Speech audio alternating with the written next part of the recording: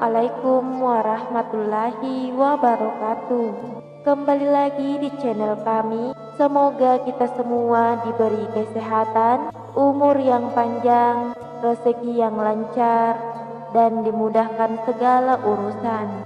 Amin, amin ya robbal alamin.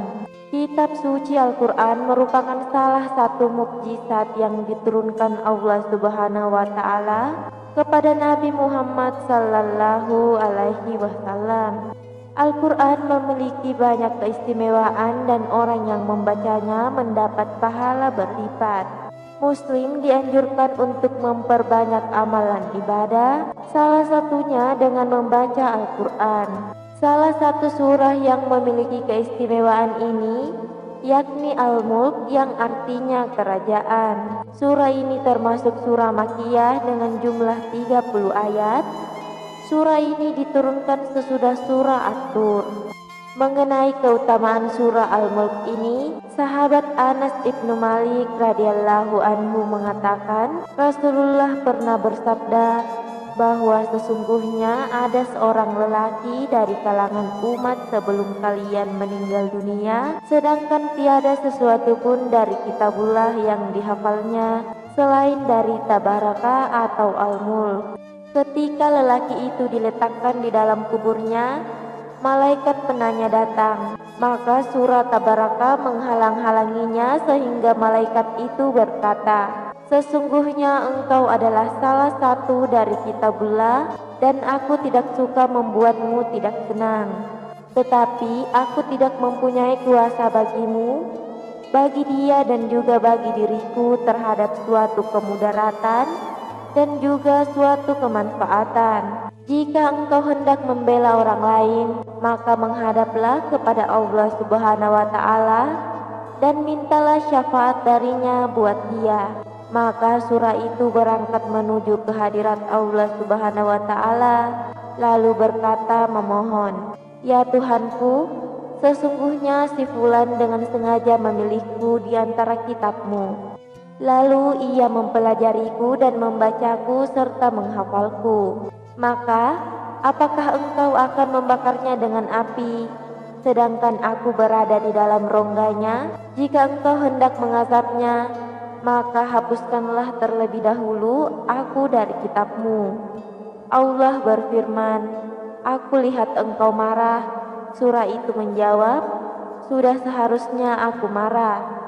Maka Allah berfirman, sekarang pergilah kamu, sesungguhnya aku telah menyerahkannya kepadamu dan aku memberi izin kepadamu untuk memberi syafaat buatnya. Maka surah itu kembali dan mengusir malaikat penanya. Lalu lelaki itu bangkit dalam keadaan tenang hati tanpa mengalami suatu siksaan pun dari malaikat tersebut. Lalu surah itu meletakkan mulutnya ke mulut lelaki itu dan berkata, selamat datang dengan mulut ini.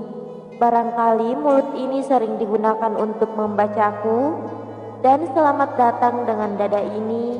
Barangkali dada ini dipakai untuk memuatku, dan selamat datang dengan kedua kaki ini. Barangkali ia dipakai untuk berdiri membacaku. Surah itu menghiburnya di dalam kuburnya karena merasa khawatir bila ia kesepian dan merasa takut.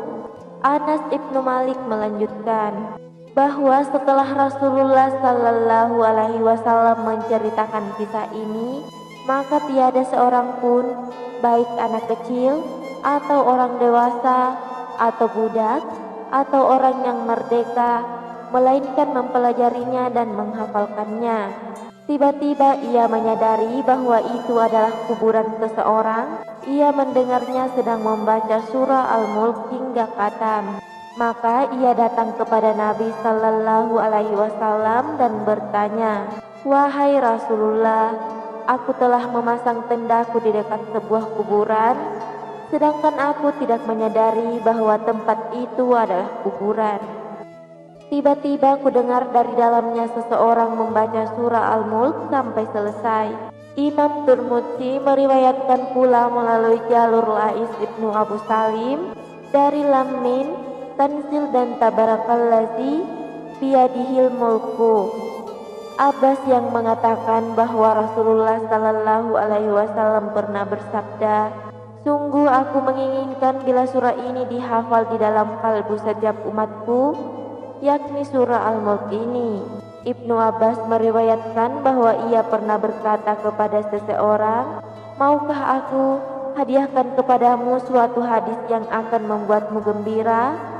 Lelaki itu menjawab, "Tentu saja mau."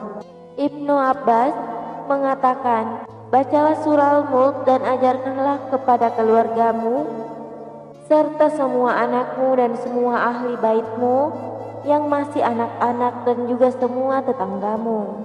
Karena sesungguhnya surah Al-Mulk ini adalah surah yang menyelamatkan dan yang mendebat atau membela pembacanya kelak di hari kiamat di hadapan Tuhannya, dan memohon kepadanya agar menyelamatkannya dari azab neraka dan juga menyelamatkan penghafalnya dari siksa kubur." Demikianlah, semoga bermanfaat. Akhir kata, wassalamualaikum warahmatullahi wabarakatuh.